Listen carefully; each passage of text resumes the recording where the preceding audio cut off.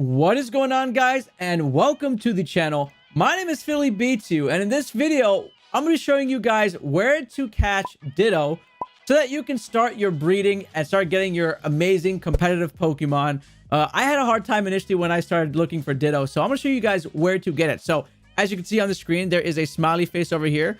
That smiley face is the spot where you get the Dittos by the Lake of Outrage. Now to reach that, I'm going to show you guys the exact pathway. So you can land or fly over to Hammerlock Hills, but I'll do it for you from Hammerlock. So we're just going to go to Hammerlock. All right, so come right out of Hammerlock, get on your bike, make things a little faster for yourselves. And as soon as you come out of Hammerlock, you want to make the right. Make a right turn. All right, just like that, and follow this pathway. So if you're playing right now, just pause earlier and just follow the pathway. We're going to go down here. All right, and then there you're going to see a lake here. And then you're going to want to cross the lake. Avoiding any Pokemon, unless you want to catch Pokemon. So far, I'm doing okay.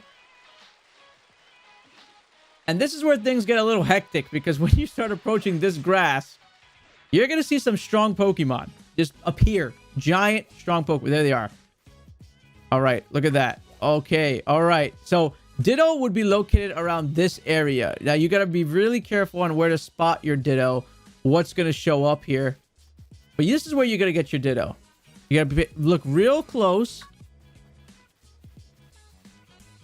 You'll see a little pink blobs running around. Looking around in these patches for a Ditto.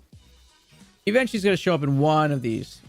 And eventually, if you're looking around the grass and you don't see your Ditto roaming around, you want to probably hop off that patch of grass and then go to the next patch of grass until you see it. That'll be your best options here. There it is. There it is. We got it. We got it. We got it. Okay. Nice. There's your Ditto.